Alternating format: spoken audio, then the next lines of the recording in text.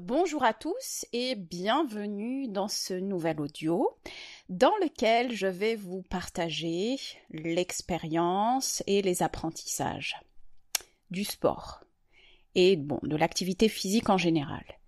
Je vais vous révéler ou vous informer ou vous partager de ce que le sport m'a appris avec le recul. Je vais essayer de mettre ça en 5 points. Comme vous l'avez peut-être constaté, j'aime bien commencer les audios, les discussions, par le pourquoi. Pourquoi cette thématique ? Parfois il y a des raisons, parfois il n'y a pas de raison. Dans ce cas précis, il y a eu des raisons assez importantes par rapport à l'observation que j'ai pu avoir de l'évolution de la place du sport dans la société en général, mais aussi chez les individus. Le sport, activité physique, c'est quoi en fait ? De quoi parle-t-on ? Comme j'ai constaté certaines choses qui peuvent être qui peuvent porter à confusion, je voulais éclaircir certains points. Nous vivons dans une société, quand je dis nous, on va dire la partie occidentale, artificialisée, et pour la moyenne générale, je dis bien la moyenne générale, plus confortable qu'il y a un certain temps. Encore une fois, je parle d'une moyenne générale et des sociétés en général. Bien évidemment que je ne vais pas m'attarder sur des endroits du monde dans lesquels la normalité est absolue et l'horreur, tout simplement, que ce soit en termes de survie physique et ou psychologique, sans parler de l'aspect spirituel. Donc, on va dire que souvent, on se rend compte, d'ailleurs c'est quelque chose de prépondérant, les statistiques dans les médias nous informent qu'il y a de plus en plus de personnes qui ont telle ou telle maladie et qu'une des solutions c'est bouger, faites du sport et ainsi de suite. Je ne m'inscris pas dans cette perspective-là, mais je vais aborder le sujet à travers un autre angle, un autre point de vue. Du moins, je vais essayer. Pour commencer, je vais essayer de séparer le sport des activités physiques. Bien que les deux soient liés, le sport est une activité physique, mais l'activité physique est-elle un sport ? Selon moi, le sport s'inscrit dans un cadre. Le sport s'inscrit dans un cadre sociétal. Le sport a des règles, un ensemble de règles et des performances à atteindre. Donc, dans le sport, selon moi, il y a le cadre, donc avec un ensemble de règles qui donnent les règles du jeu de ce sport-là, et les performances à atteindre. Donc, l'objectif est une perspective de performance. Donc, il y a le cadre et les performances. Typiquement, tous les sports que vous connaissez, je vais pas les citer ici. Les sports individuels et collectifs. Ensuite, souvent, il y a ce qu'on appelle une fédération. Une fédération, c'est ce qui est représenté par le sport compétition. Maintenant, on appelle aussi sport loisir. Mais on va dire que le sport comme étant une activité encadrée par des règles et reconnue par une fédération qui est reconnue par l'État, et cette fédération a pour objectif justement d'encadrer les activités, les compétitions, les récompenses par rapport à ce sport-là. Les activités physiques, pour moi, c'est tout autre chose. Comme son nom l'indique, l'activité physique, c'est l'activité physique liée au mouvement. L'activité physique peut reprendre les règles d'un sport encadré, mais ses objectifs sont tout autres. La perspective de reconnaissance d'une fédération n'est absolument pas au cœur de de l'objectif, et l'activité physique s'inscrit plus dans un cadre universel que le sport. Le sport est très culturel. L'activité physique est intimement liée à la physiologie, le physique d'un être humain. Voilà, je pense que c'est comme ça que je sépare les deux. Et ici, je vais à chaque fois préciser de quoi je parle. Ainsi, vous saurez, si je parle de sport, vous saurez comment l'intégrer, et si je parle d'activité physique dans l'ensemble, vous saurez aussi de quoi il est question dans cet audio-là et dans ma présentation. Pour moi, c'est assez important, cette distinction-là. Premièrement, parce que on parle beaucoup de sportifs, ainsi de suite, et ainsi de suite. Ce n'est pas parce que vous avez des baskets et une tenue promue par Decathlon ou je ne sais quelle autre enseigne que vous êtes un sportif. Désolée de vous le dire. En tout cas, il ne faut pas confondre l'habit qui est maintenant accessible à la majorité, pour tous, et ce qui est beaucoup plus profond, voilà, ce qui est plus de l'ordre d'un état d'esprit et quelque chose que l'on peut voir sur du long terme, qui est intégré dans la psychologie et le quotidien et le mode de vie de la personne. Voilà, c'est deux choses différentes. Je dis ça parce que souvent, dans cette société, encore une fois, le fait même de monter des escaliers, on me dit, enfin moi personnellement, mais du coup je comprends, j'en extrais l'état d'esprit général. Oh là là, vous êtes une sportive. On est sportif parce qu'on monte des escaliers. Là, j'aggrave la situation, je l'extrapole. Et c'est vrai que je me rends compte de la gravité de la chose, c'est qu'on arrive à un moment donné dans cette société malade de se dire que monter des escaliers est un sport. Pour moi, je respecte tellement la discipline, l'effort, l'objectif et les compétences qui sont liées aux sportifs que je peux pas dire que monter des escaliers est un sport. Donc, dans cette société où le confort et l'artifice sont devenus des choses prépondérantes et la maladie physique normalisée, on peut considérer n'importe quoi comme du sport. Non, madame, j'ai juste des jambes qui fonctionnent pour l'instant. Donc, je suis censée les utiliser pour me déplacer et ainsi de suite. C'est un peu leur fonction que j'essaye de préserver du mieux que je peux, malgré tout l'environnement néfaste qui pousse au contraire.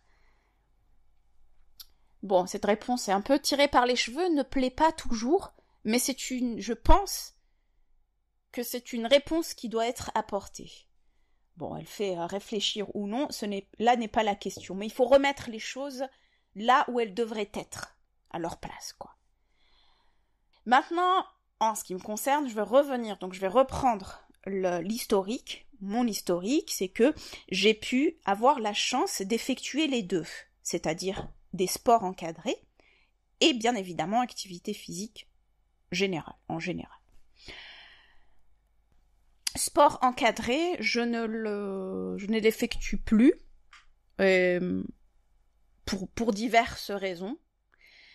Par contre, l'activité physique, selon moi, est essentielle à un corps physique. Je vais aller un peu plus en profondeur là.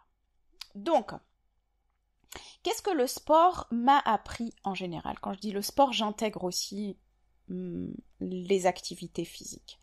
Alors, si je prends la jeunesse, on dit que les voyages forgent la jeunesse, mais je pense que le sport, les activités physiques, forgent énormément la jeunesse, du moins son corps et son développement psychologique. En d'autres termes, psychomoteur. La première chose que le sport m'a appris étant plus jeune, dans la jeunesse, adolescence et jeune adulte, c'est tout simplement la perception de mes capacités à travers justement l'expérience. Donc, le sens de l'effort, je ne vais pas en parler parce que c'est évident, le sens de l'effort implique la répétition pendant des entraînements, par exemple, parce que vous êtes censé avoir un objectif. Au fur et à mesure, par l'expérience, donc par cette mémoire physique cellulaire, vous avez une perception de vous-même, de ce dont vous êtes capable. Parfois c'est juste, parfois c'est sous-estimé, parfois c'est surestimé. Mais disons qu'allez, en moyenne, on va dire que cette perception est équilibrée et plutôt juste.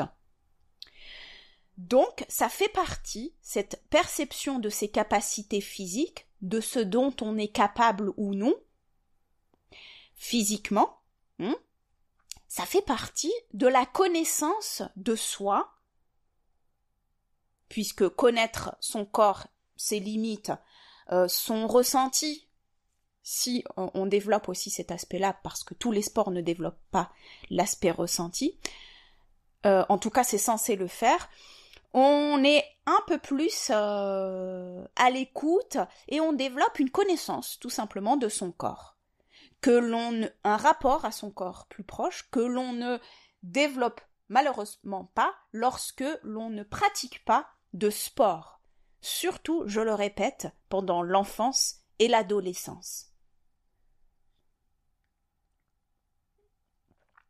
Cette perception de ces capacités-là, donc je dis ça fait partie de la connaissance de soi, et du rapport à son corps, va aussi être liée à la confiance. Je ne vais pas m'attarder sur le principe de confiance en soi, parce que selon moi ça n'existe pas, et ça ne veut rien dire, mais je vais m'attarder sur la confiance comme étant la connaissance de ses capacités, dans l'ensemble. Là, je vais pointer du doigt les capacités physiques, parce que c'est ce dont je veux parler, mais le fait d'être conscient de ses capacités physiques, d'avoir un rapport proche à son corps, va créer une certaine confiance. Je vais donner un exemple simple pour illustrer cela, et je l'ai découvert en escalade. Qu'est-ce qui fait, par exemple, que je puisse, alors, par exemple, la peur du vide ou la peur de tomber, de se faire mal. Allez, je dis quelque chose de basique. La peur de se faire mal ou de tomber en escalade, j'ai remarqué qu'elle était liée à la perception de la confiance en ses capacités physiques. Ce n'est pas que, je ne dis pas que c'est uniquement lié à ça, mais ça fait partie des points. Je m'explique. Si je sais que mon épaule ou mon dos ou mon bras va pouvoir me maintenir, grâce à mes deux bras vont me maintenir dans le vide pendant que je change de spot, ou je sais plus comment on appelle ça en escalade, les points où on s'accroche, les grippes. Si je suis sûre que mes bras vont me maintenir, j'ai moins peur de tomber. Donc, cela crée une plus grande confiance pour oser et prendre un peu plus de risques dans la hauteur, dans les sauts, peu importe. Voilà, c'est de cette confiance dont je parle. Si je dois prendre un pont si je devais aller dans l'eau, j'allais dire tomber d'un pont et en dessous duquel il se trouve qu'il y a de l'eau où on n'est pas sûr d'avoir pied. Bon, c'est un peu plus rare. Mais disons si vous trouvez dans de l'eau et que vous savez que vous pouvez nager, donc vous avez la capacité de nager, vous avez plus confiance en cette capacité-là, et donc vous avez moins peur de l'eau ou de tomber ou qu'il arrive quoi que ce soit. Voilà, ça c'est une des choses les plus importantes selon moi qui sont développées lors de la pratique d'un sport. Bon, des activités en général et des sports aussi en particulier. Sans parler de l'adaptation d'un sport à un autre. Étant donné que j'ai pu... je vais en parler après, mais comme j'ai pu faire de nombreux sports, il y a certaines personnes qui se perfectionnent dans un seul sport, qui en deviennent spécialistes, parfois de 1, peut-être même de 2. Moi, je fais partie de ceux qui ont aucune perfection dans aucun sport, mais qui apprécient la diversité, en fait, de tous les sports, le changement, la diversité. Et je crois que un sport permet de s'adapter à d'autres sports plus facilement, et ainsi de suite. Plus on pratique de sport, plus on s'adapte à un nouveau sport. Et vous savez que cette analogie est absolument, peut être retransférée dans d'autres domaines. Je pensais notamment aux langues. Plus vous connaissez de langues, plus il est facile d'apprendre de langues, etc. En fait, vous développez une capacité à apprendre. Apprendre à apprendre est aussi une compétence. Ce n'est pas la chose que l'on apprend qui est plus importante, mais c'est notre manière d'apprendre qui est plus importante. C'est pour ça que quand on vous dit est-ce que tu as déjà fait ça et que vous dites non, ça, eux dans leur état d'esprit c'est parce que j'ai jamais fait ça que je pense que je ne vais jamais pouvoir le faire ou que je vais mal le faire. Ben c'est faux. C'est ça, on donne plus d'importance à l'objet qui est appris plutôt qu'au processus d'apprentissage lui-même. Voilà, ça c'était la première chose. C'est vraiment très important, enfance, adolescence, de développer cette perception de ses capacités qui sont aussi liées à un apprentissage de soi et du rapport au corps, de l'écoute au corps, et aussi qui sont liées à la connaissance de soi et la confiance en soi. Je mets ça entre de grands guillemets, la confiance en soi. Je passe à la deuxième chose, je pense que ça vous le savez tous, c'est la notion de discipline. C'est la notion de discipline dans le sport. Alors, là, c'est réellement dans un sport avec une perspective d'objectif, d'atteinte d'un objectif. Je vais rajouter à la discipline l'état d'esprit. Lorsque vous avez un objectif, disons physique, dans le cadre d'un sport encadré, vous êtes obligé de développer donc, on va dire, une planification. Vous allez planifier, vous avez un objectif à atteindre, qui est peut-être à la fin de la saison, disons dans 9 mois, et vous allez décliner ces objectifs-là par une planification, par un programme. Vous allez programmer. Donc cela implique une discipline, répétition, entraînement, effort. Et vous l'intégrez dans votre quotidien. Qu'il pleuve, vente, neige, ou que vous soyez fatigué ou non. Si vraiment vous voulez atteindre cet objectif-là, vous l'intégrez non pas par la motivation, parce que la motivation est fluctuante et qu'elle ne veut rien dire, mais plutôt par l'intégration d'une discipline dans les entraînements. Et l'état d'esprit qui accompagne cela. Donc le sport m'a appris cela. M'a appris à être a fait partie de ces apprentissages d'être focus et discipliné. Bien que je n'avais pas d'objectif de performance. Et c'est ce que j'aimais le moins dans le sport encadré. C'est pour ça qu'après j'ai pu me libérer de cela et que je privilégiais plutôt le jeu, l'apprentissage. Mais je peux pas dire que l'expérience de la performance a été néfaste. Non, ça a aussi été un apprentissage, même si ça ne fait pas partie de ma manière de percevoir le sport et les activités physiques. Voilà, donc la discipline et l'état d'esprit qui accompagnent cette discipline-là. On reconnaît des personnes, c'est pour ça que l'on reconnaît des personnes qui ont cette discipline-là, et qui arrivent à décliner cela dans les autres sphères de leur vie. Si dès l'enfance ou l'adolescence, encore une fois dans un sport encadré, il y a une notion d'apprentissage de la discipline, de l'engagement et de fournir un effort, on a plus de chances de voir ces personnes-là appliquer cette énergie dans d'autres domaines de leur vie. Par exemple, on l'applique pour les études, pour le travail, pour les objectifs, les projets personnels, pour le travail en général.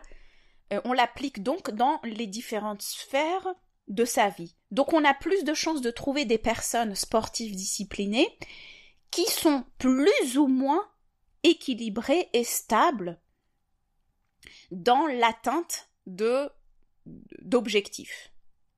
Je dis bien en général, en moyenne. Bien évidemment, ce n'est pas une science exacte. Ce n'est pas mathématique. Ce n'est pas parce que vous êtes un sportif discipliné avec des objectifs que tout est équilibré, tout est discipliné dans toutes les sphères de votre vie. Loin de là. Mais disons que ça peut être un moyen d'inculquer ça aux enfants et adolescents et que ça devienne quelque chose d'intégré et d'applicable dans sa vie de responsable plus tard. C'est également le sport et également donc la discipline et l'atteinte d'objectifs de performance par la discipline et un certain état d'esprit. C'est également utilisé pour des personnes à l'âge adulte pour, disons, se redonner un cadre. Imaginons que vous soyez dans une phase de perdition. Vous êtes laissé aller ou vous êtes laissé tout simplement aller. Vous n'avez pas d'objectif, vous êtes laissé aller en fait par la société, par le système, par les croyances, par là où on vous tire et qui n'est pas vous. Vous êtes laissé aller dans différents domaines. Et pour se reprendre en main, souvent on utilise cette partie-là qui est véritablement un des fondamentaux de la vie pratique de l'être humain, à savoir l'activité physique, le sport. Je vais rajouter aussi l'alimentation. Mais si je reste dans le cadre du sport, c'est souvent, on le retrouve souvent, chez des personnes qui disent « Oui, j'ai transformé ma vie en 12 semaines avec des challenges, en 12 semaines retrouver tel objectif. » Bah souvent, ça peut être un élément déclencheur pour autre chose. Parfois non, parfois oui. Donc ils peuvent s'appuyer sur cet élément-là, sur ce sport, sur l'activité physique, sur un objectif, une performance physique à atteindre. Alors maintenant, en ce qui concerne donc le sport, ou même l'activité physique en général, inscrit dans un certain type de culture occidentale, en moyenne généralement confortable, qui a horreur de l'effort physique, qui est perçu comme étant une chose dégradante. Alors,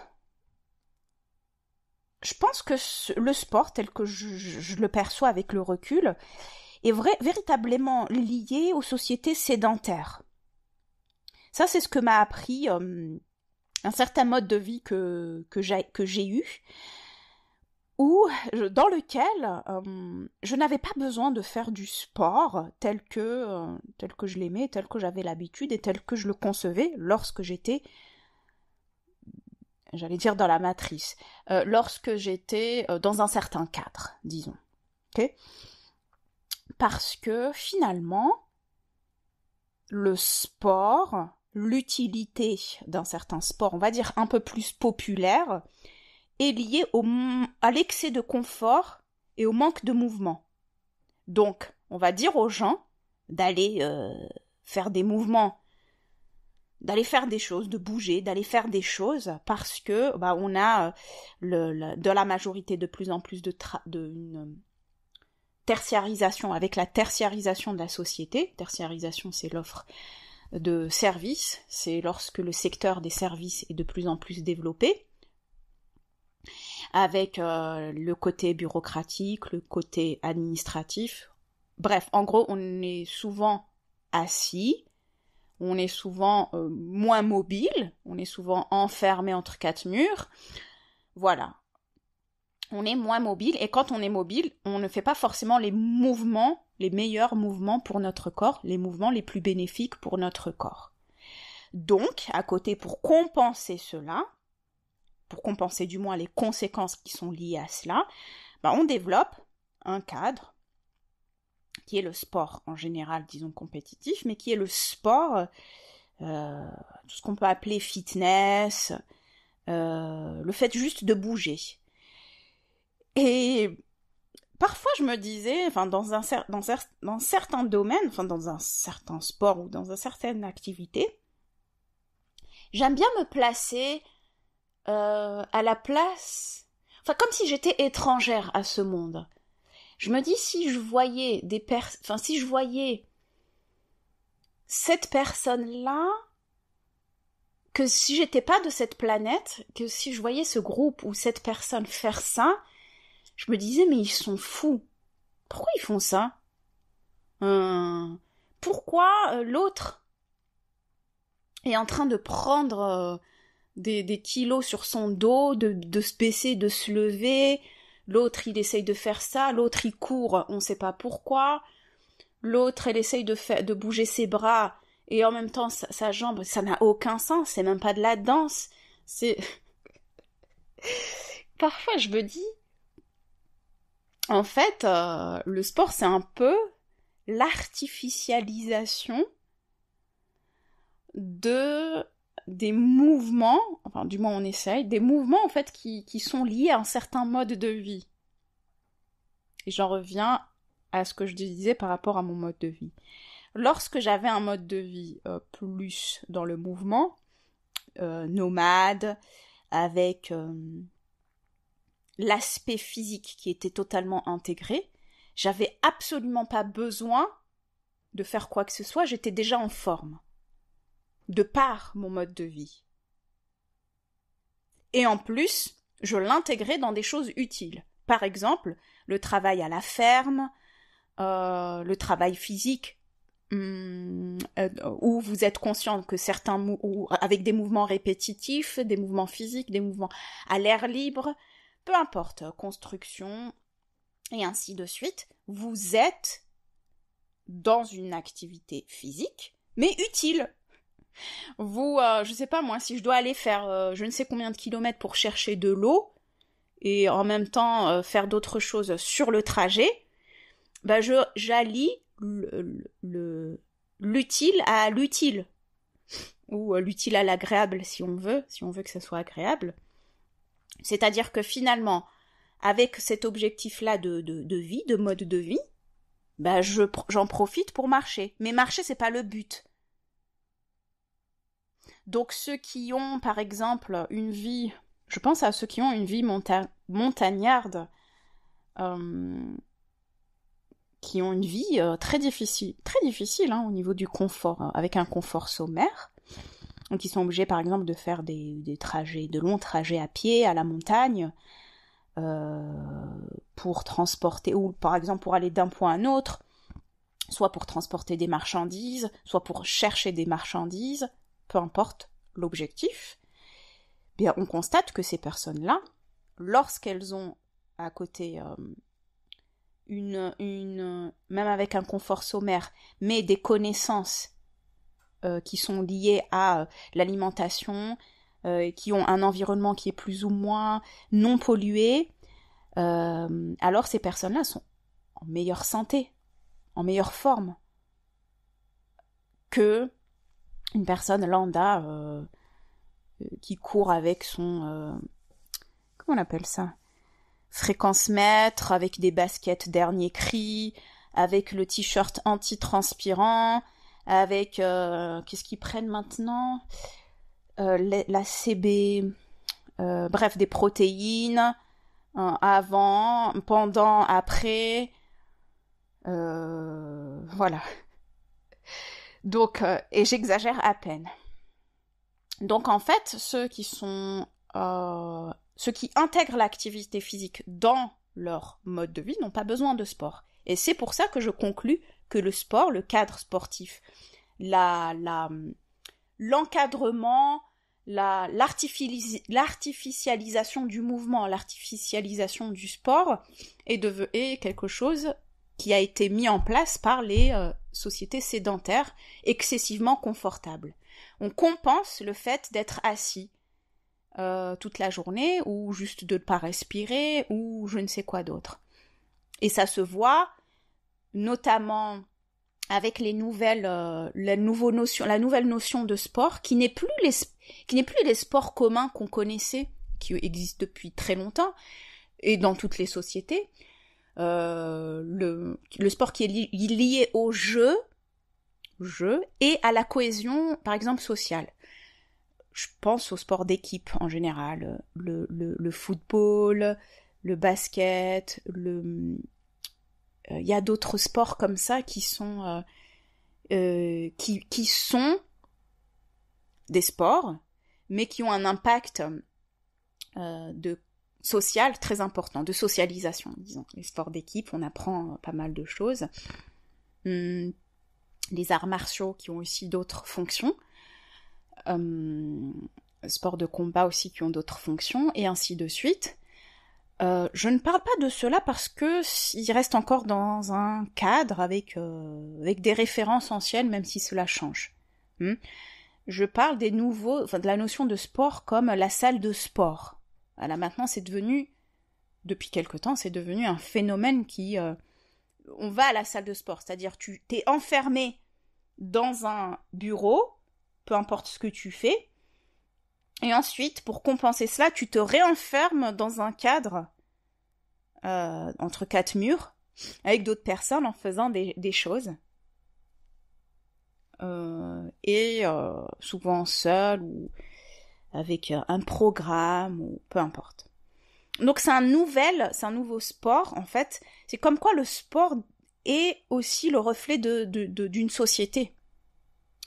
Donc les salles de sport qui prennent de plus en plus d'ampleur, bien évidemment, comme toujours, ça commence aux États-Unis. Le sport pour tous. Bon, le plus important, c'est que tu payes ton abonnement, même si tu ne fais rien. Et puis, derrière, il y a la notion de croire que l'on fait quelque chose. Au moins, c'est mieux que rien. Voilà, au moins, j'ai fait l'effort de m'inscrire et de faire 2-3 mouvements, et ainsi de suite. Après, t'as les vrais qui sont à la salle. Enfin, bref. Donc, ici, on dit, ouais, va à la salle. On dit plus, va faire du sport, ou inscris-toi dans un club de sport, ou peu importe. Maintenant, on dit, tu vas à la salle. Oui, mais là, si la personne va dans une salle, et qu'est-ce qu'elle va faire? Elle ne sait même pas ce que ça veut dire. Enfin, en tout cas, si elle n'a jamais côtoyé ce monde, si elle n'a jamais appris, et si elle n'a pas d'objectif, il y a beaucoup de choses. On ne peut pas mettre une personne comme ça dans une salle et effrayée, elle va essayer d'imiter les autres, elle va croire qu'elle sait alors qu'elle ne sait pas, elle ne sait même pas ce que c'est qu'un programme d'entraînement, elle ne connaît pas la structure d'un programme, elle n'a pas d'objectif, ou alors son objectif est biaisé par les attentes sociales, et ainsi de suite. C'est ça, maintenant, faire du sport, c'est aller à la salle, est égal faire du sport. C'est ce que j'ai remarqué. Je pense que c'est aussi dans ma génération, enfin dans les nouvelles générations, ça c'est sûr, mais dans ma génération c'est certain. Voilà, ça c'est ce que le sport m'a appris, et surtout ce que mon mode de vie, qui a été hors cadre, m'a appris par rapport au sport. Et ce cadre qui parfois devient rigide.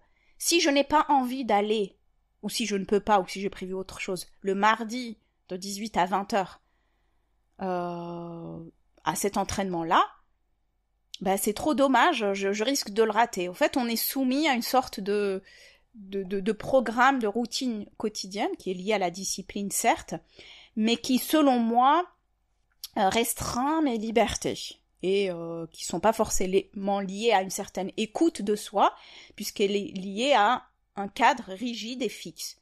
Ce qui est tout à fait normal, parce qu'il faut bien s'organiser et mettre en place un programme d'entraînement tel jour, pour que tout le monde puisse avoir accès, sinon on ne fait rien. Voilà, je pense que j'ai fait le tour là de ce que je voulais dire par rapport au point que j'avais souligné. comme quoi le sport est un reflet d'une société sédentaire qui... le sport tel qu'il est perçu, c'est le reflet d'une société sédentaire qui targue le sport comme étant une partie extérieure au mode de vie, en fait, au travail en général, et il n'a plus l'utilité, on l'intègre plus dans le mode de vie comme ayant une utilité intrinsèque. C'est quelque chose qu'on est obligé de faire pour compenser la sédentarité ou l'excès de confort que nous offre certains systèmes. L'autre chose, la quatrième chose que le sport m'a appris durant toute cette période-là, alors, bien évidemment, j'aurais dû commencer par ça d'ailleurs. Le sport, en général, les sports intenses ont été, pour moi, pendant l'adolescence, un très bon canalisateur d'agressivité et d'action, et de volonté d'action. Ça a été un excellent canalisateur d'agressivité. Quand je dis agressivité, je ne le pointe pas comme quelque chose de négatif, mais selon moi, l'agressivité est la conséquence d'une énergie d'action mal orientée.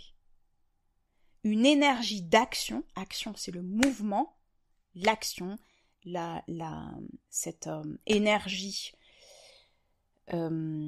centrifuge qui va de l'intérieur vers l'extérieur, qui est mal orientée. Donc elle se transforme en agressivité parce qu'elle est perdue. Elle sait pas comment, on ne sait pas comment utiliser cette énergie-là, cet excès d'énergie-là, et c'est ce dont, j'allais dire j'ai été victime, mais c'est ce que j'ai vécu durant l'adolescence. Beaucoup d'énergie, mais emprisonnée dans un cadre. Donc, un des meilleurs moyens pour moi qui a sauvé, qui a maintenu un certain équilibre psychologique plus ou moins stable, ça a été cette canalisation.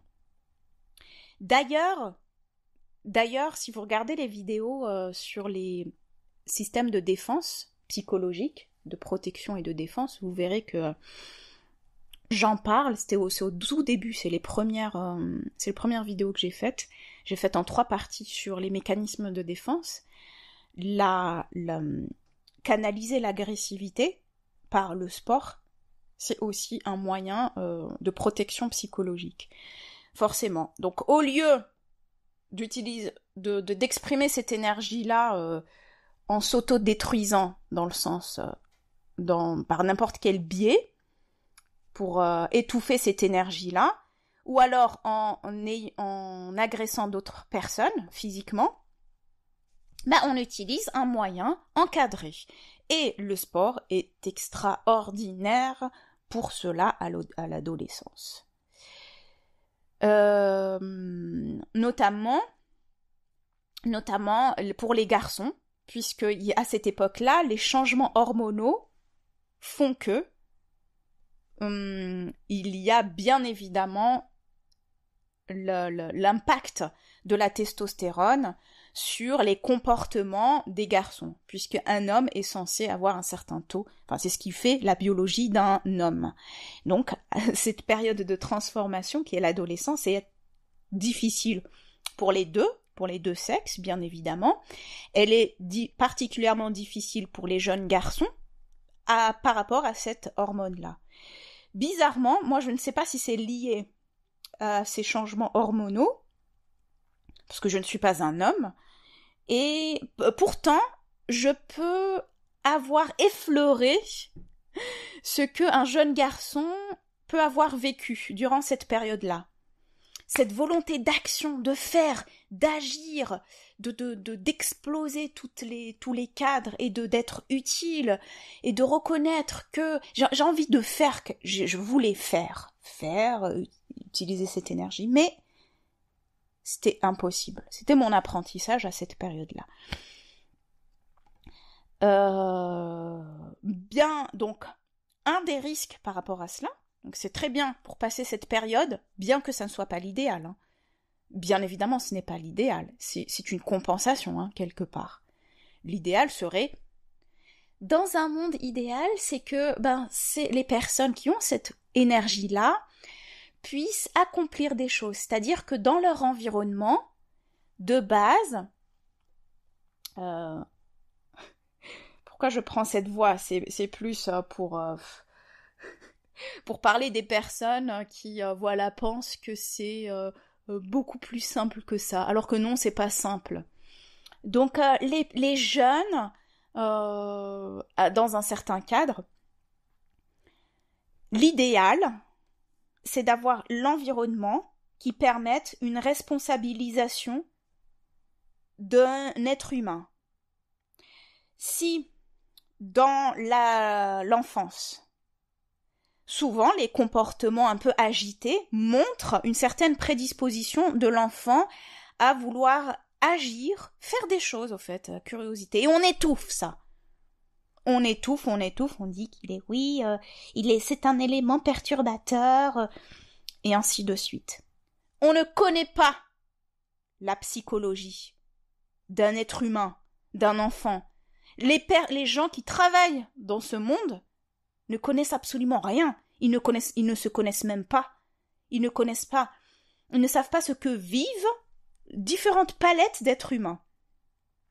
Et même s'ils connaissent, c'est très difficile de mettre en place un environnement qui va favoriser le développement de chacun avec sa propre singularité. Petite astuce, pour ceux qui ont beaucoup d'énergie, d'agressivité ou de ce qu'on peut dire les éléments perturbateurs, donnez-leur une responsabilité. Prendre en charge un projet, prendre en charge quelque chose. Canaliser cette énergie au lieu qu'il aille embêter tout le monde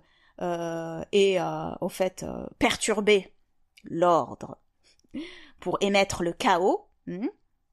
Pourquoi il fait ça ? Il fait tout simplement privilégier la responsabilisation pour que cette énergie de l'action, de la volonté de faire, d'agir, soit exprimée de manière constructive pour l'enfant, pour l'être humain. Avec le recul, c'est exactement ce qui m'est arrivé. L'adolescence, avec toutes les prises de conscience que cela impliquait, a été explosive. On dit que c'est la crise d'adolescence, l'autorité, le faire affront à l'autorité, et ainsi de suite. C'est faux. C'est faux. Toutes les sociétés, alors si c'était vrai, avant de parler de toutes les sociétés, si c'était vrai, ce serait universel. Or, lorsque l'on observe et qu'on analyse les différentes sociétés au cours du temps et dans l'espace, sur Terre, la crise d'adolescence n'existe pas dans certaines sociétés. C'est une notion bien particulière dans certaines sociétés, à une certaine époque. Pourquoi ? À vous de trouver peut-être la réponse. Et en tout cas, c'est une interrogation à apporter sur la vérité de la crise d'adolescence. C'est normal, il fait sa crise d'adolescence, ou c'est normal, il fait sa crise de la quarantaine. C'est faux. Si c'était vrai, encore une fois, ce serait universel. Or, c'est lié à un manque de connaissances et de cadre d'apprentissage de soi. C'est très bien en termes de compensation. Voilà, on maintient. On compense toujours. De toute façon, c'est une société de compensation. Okay ? On pollue, on fait n'importe quoi, et ensuite on compense en plantant des arbres. On prend l'avion, on augmente son empreinte carbone. Pour compenser cette culpabilisation, on donne 1 euro pour je ne sais qui, pour une association qui va protéger je ne sais quoi. Ensuite, on fait quelque chose d'immoral ou d'injuste, et on va le compenser par l'argent, et ainsi de suite. C'est la société de la compensation, sans prendre en compte les racines de cette injustesse et injustice. Donc, cette compensation, elle maintient le statu quo en apparence, Mais l'idéal, ce serait de ne pas avoir affaire à cela et de mieux canaliser. Pourquoi ? Parce que lorsqu'on rentre dans son système de compensation, un des risques du sport, comme étant une compensation ou une canalisation de son agressivité, c'est tout simplement la dépendance. Par la suite, ben oui, c'est très simple, c'est du bon sens. Si je n'ai pas d'autre moyen d'exprimer ou de connaître ou d'observer cette énergie-là pour accomplir, pour agir, si je me sens impuissant ou peu importe les raisons, que ça soit dans sa vie personnelle, son cadre environnemental, agir pour soi ou contribuer à agir pour une collectivité plus large, famille, communauté, et ainsi de suite, si on ne canalise pas cette énergie vers une action constructive pour soi et pour son environnement, il y a un risque de dépendance au sport. Pourquoi ? C'est très simple. Lorsque l'on a besoin de canaliser cette énergie agressive par le sport, il y a certaines hormones qui se produisent et qui ont un impact sur notre bien-être. Mais ça règle pas le problème de fond. Parce que si un jour, ou si, c'est même pas si un jour, si vous n'avez pas le temps, si vous avez eu peu importe, d'autres objectifs, si vous êtes blessé, bah oui, il y a ça aussi.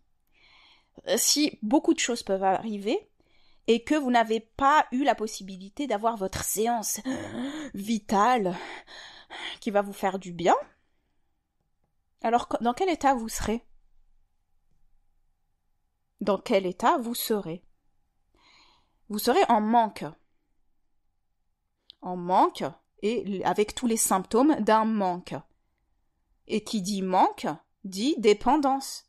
Vous savez que vous êtes dépendant de quelque chose, si lorsque il n'y a plus cette chose, vous manifestez des comportements de manque. Voilà, ça c'est le risque de dépendance du sport en tant que canalisateur. C'est-à-dire que finalement, on maintient les gens dans des mouvements tout le temps. Tu cours, tu sais pas où tu cours, tu fais ceci, tu dépasses tes limites physiques, tu dépasses tes limites. Oui, c'est très bien, c'est très important individuellement. Mais finalement, est-ce que tu accomplis quelque chose ? Est-ce que cette énergie-là ne pourrait pas être utilisée, sans abandonner bien sûr le sport, mais est-ce qu'une partie de cette énergie-là ne serait pas justement faite pour utiliser, pour accomplir, pour agir, pour explorer ? C'est pourquoi, donc là je fais un autre parallèle, l'homme dans la société se sent impuissant. Enfin, c'est une des raisons pour lesquelles il se sent impuissant.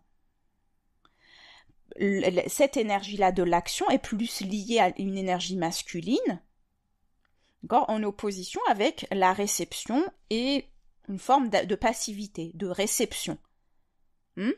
Donc, si on empêche les hommes d'accomplir, par d'innombrables stratagèmes, d'agir, d'accomplir, de prendre des risques, d'aller explorer, de faire, et ainsi de suite, on les étouffe dans un cadre, on les étouffe dans une passivité. Qu'est-ce qu'ils vont faire ? Il y a plusieurs solutions. Il y en a qui deviennent carrément agressifs, qui deviennent dépressifs, qui s'autodétruisent, peu importe, mais il y a aussi le pseudo-équilibré qui est dépendant du sport. Certains diront, mieux vaut être dépendant de quelque chose qui est a priori sain que de me droguer ou de battre ma femme ou de n'importe quoi d'autre. Parce que c'est perçu comme quelque chose de sain. Mais tout excès n'est pas forcément sain. Une plante peut être guérisseuse, thérapeutique dans une certaine dose, à une certaine dose, mais lorsqu'on dépasse une dose, elle peut empoisonner et donc être néfaste. Pourtant, c'est une plante naturelle et bio et cultivée dans la nature.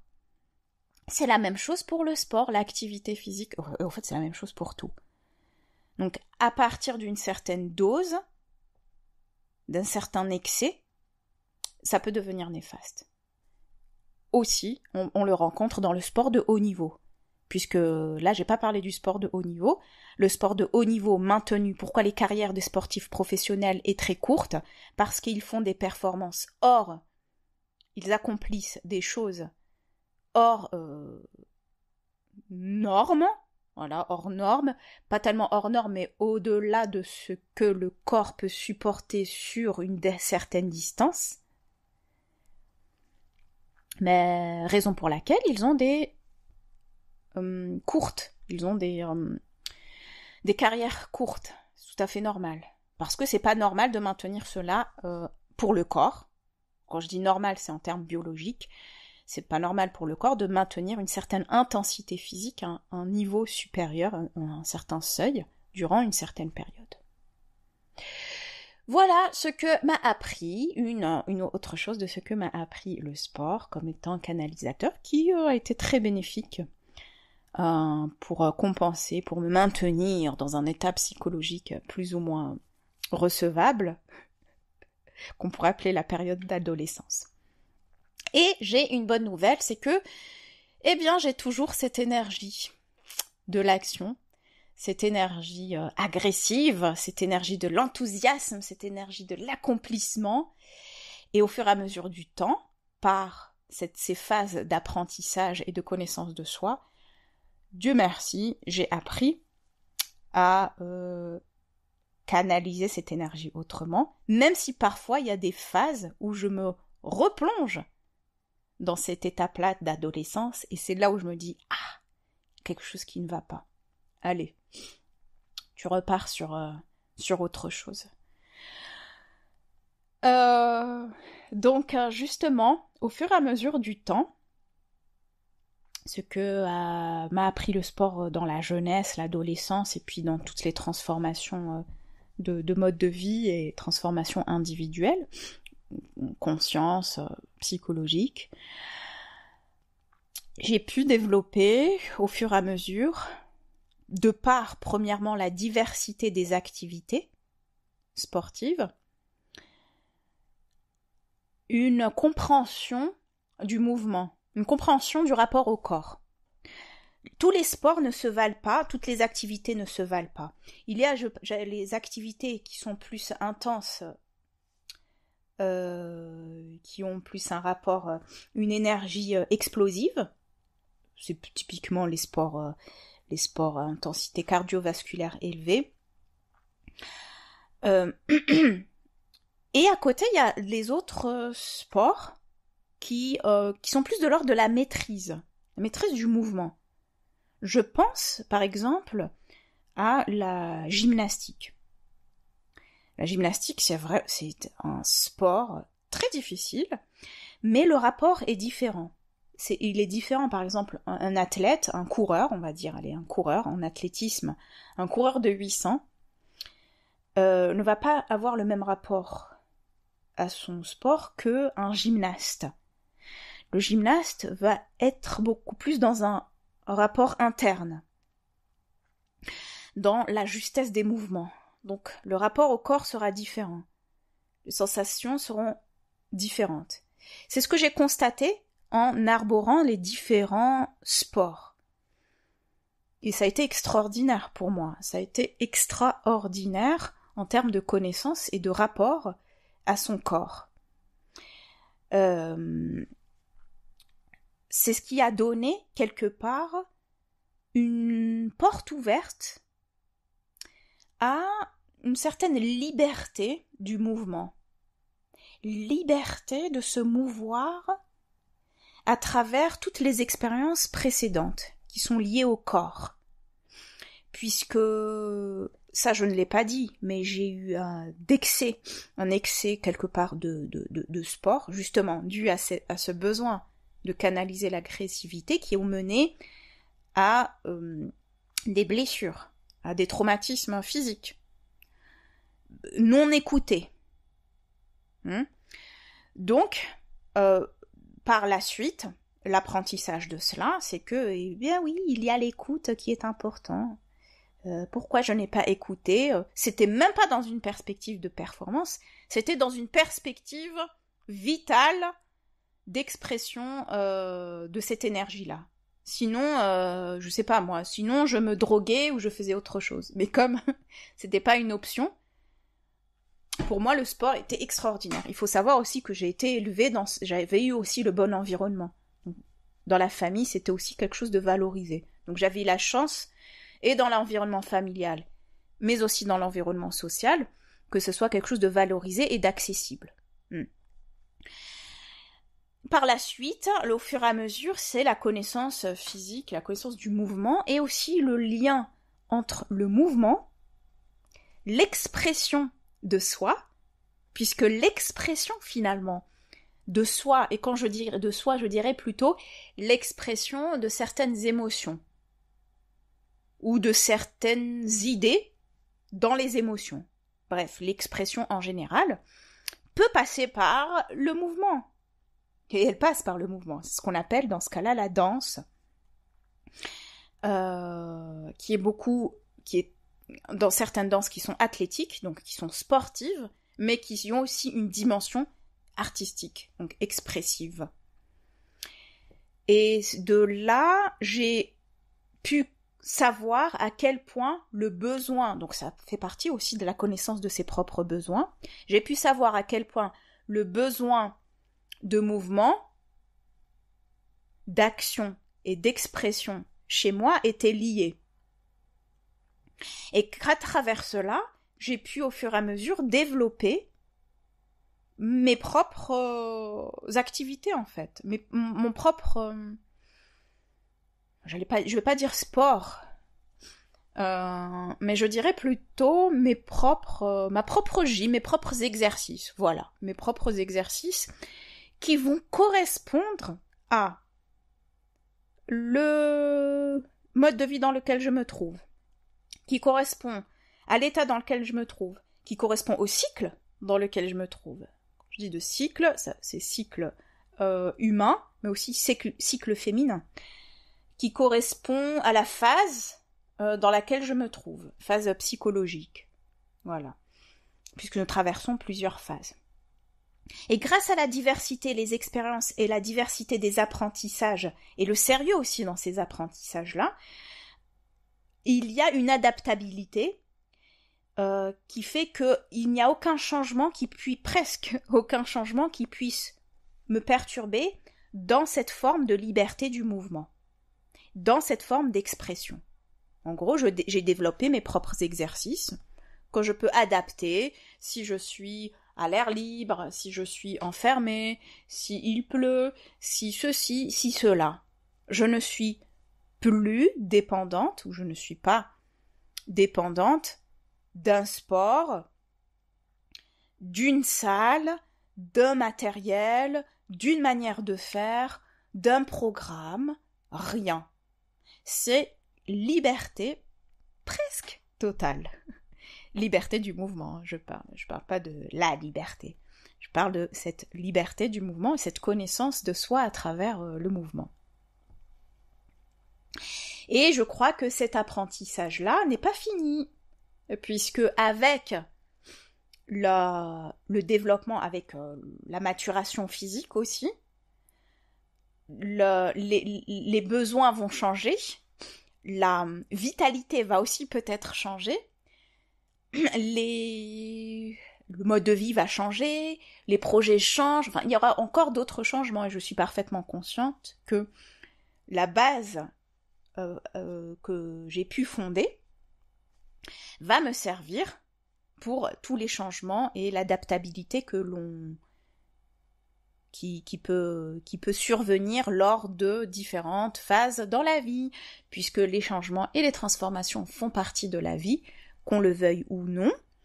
Soit on danse avec, soit on navigue avec, soit on résiste, et ça génère ce que ça génère, de la frustration, de la tristesse, enfin tout un tas d'émotions et d'états désagréables, même parfois des cassures, hein, puisque tout ce qui résiste, et lorsqu'on appuie tellement fort, ça se casse, des catastrophes que l'on peut éviter si l'on développe, même lorsqu'on a une vie plus ou moins standard, intégrer une forme de flexibilité, une forme d'adaptabilité, et ça peut se faire à travers l'adaptabilité du corps. Ne pas avoir peur d'essayer ou de développer des nouvelles perceptions du corps, des nouvelles activités, des nouvelles sports, des nouveaux mouvements, un nouveau rapport au corps, et ainsi de suite. Voilà, je vais finir sur ces belles paroles de liberté du mouvement, liberté d'expression et connaissance de soi à travers son rapport au corps.